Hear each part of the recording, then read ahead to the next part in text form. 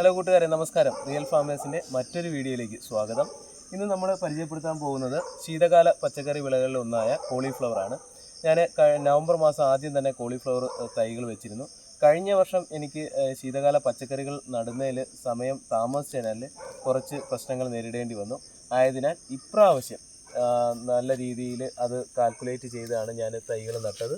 അപ്പോൾ അങ്ങനെ തൈകൾ നട്ടത് കൊണ്ട് ഇപ്പോൾ ഏകദേശം തൈകൾ ഈ പരുവം ഏകദേശം ഈ ലെവലിലേക്ക് എത്തിയിട്ടുണ്ട്. ഇപ്പോൾ ഡിസംബർ ആരംഭം ആദ്യത്തെ ആഴ്ച കടന്നു പോകുന്നതേ ഉള്ളൂ. അപ്പോൾ നമ്മൾ തൈകളെല്ലാം നല്ല രീതിയിൽ ഈ രീതിയിൽ എത്തുകയും ചില തൈകളിൽ കായ്കൾ വരികയും ചെയ്തു.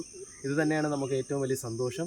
അതോടൊപ്പം തന്നെ ശീതകാല പച്ചക്കറി വിളകൾ നമുക്ക് ഇവിടെയും കൃഷി ചെയ്യാൻ കഴിയും എന്നുള്ളതാണ് ഇതിനൊരു ഉദാഹരണമാണിത്. കാര്യം ഞാൻ 100 മൂടോളം തൈകൾ വെച്ചു. ഏകദേശം ഒരു 10-20 മൂടോളം എനിക്ക് നഷ്ടപ്പെട്ടു. രണ്ടാമതായിട്ട് ഇവിടെ നല്ല രീതിയിലുള്ള പന്നി ശല്യമുണ്ട്. അപ്പോൾ പന്നികൾ കുറച്ച് എടുത്തു. അതുപോലെ തന്നെ തൈകൾ കുറച്ച് നഷ്ടപ്പെട്ടു. എങ്കിൽ പോലും നമ്മളെ നിരാശപ്പെടുത്താതെ നല്ല രീതിയിൽ ഇപ്പം വിളവ് കിട്ടിയിരിക്കുകയാണ്. നല്ല രീതിയിലുള്ള അടിവളങ്ങളും അതുപോലെ തന്നെ നല്ല രീതിയിലുള്ള വളങ്ങളും കൊടുത്താണ് ഞാൻ കൃഷി ചെയ്തിരിക്കുന്നത്. അപ്പോൾ ഇവിടെ ഞാനൊരു ഇടവിളയായിട്ടാണ് ചെയ്തിരിക്കുന്നത്. കാര്യം എന്ന് വെച്ചാൽ മെയിനായിട്ട് പയർ കൃഷി ഉണ്ടായിരുന്നു. പയർ കൃഷി ഏകദേശം ഇപ്പം തീരാറായി.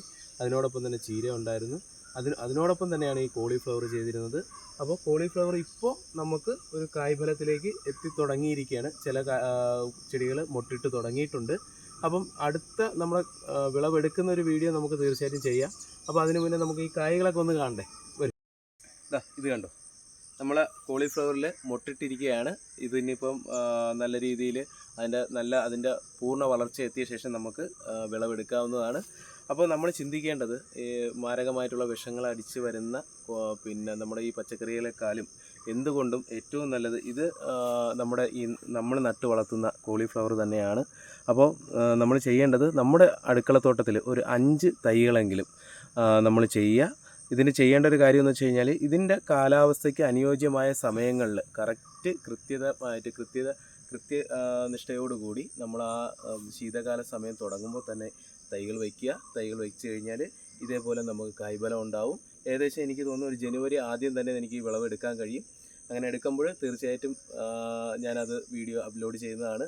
ഏറ്റവും സന്തോഷം എന്ന് പറയുന്നത് ഈ വിളകൾ നമ്മുടെ മണ്ണിലും വിളയിക്കാൻ കഴിയും എന്നുള്ളത് തന്നെയാണ് നമുക്ക് ഏറ്റവും വലിയ ചരിതാർത്ഥ്യം. പ്രത്യേക തരത്തിലുള്ള കൃഷി രീതികളോ കാര്യങ്ങളോ ഒന്നുമില്ല. നമ്മൾ സാധാരണ ചെയ്യുന്ന രീതിയിൽ നല്ല രീതിയിൽ അടിവളം കൊടുക്കുക, അതുപോലെ തന്നെ ജൈവ സ്ലറികൾ കൊടുക്കുക. അങ്ങനെ രീതിയിൽ ചെയ്താൽ മതി, നല്ല വിളവ് കിട്ടും. അപ്പം നമ്മൾ തിരഞ്ഞെടുക്കുമ്പോൾ നല്ല വിത്തിനങ്ങൾ തിരഞ്ഞെടുക്കാൻ ശ്രമിക്കുക. അല്ലെങ്കിൽ നല്ല കർഷകരോട് ചോദിച്ചിട്ട് നല്ല വിത്തിനങ്ങൾ തിരഞ്ഞെടുക്കുക. അങ്ങനെ ചെയ്യുമ്പോൾ നല്ല രീതിയിലുള്ള കായ്ഫലം നമുക്കുണ്ടാവും.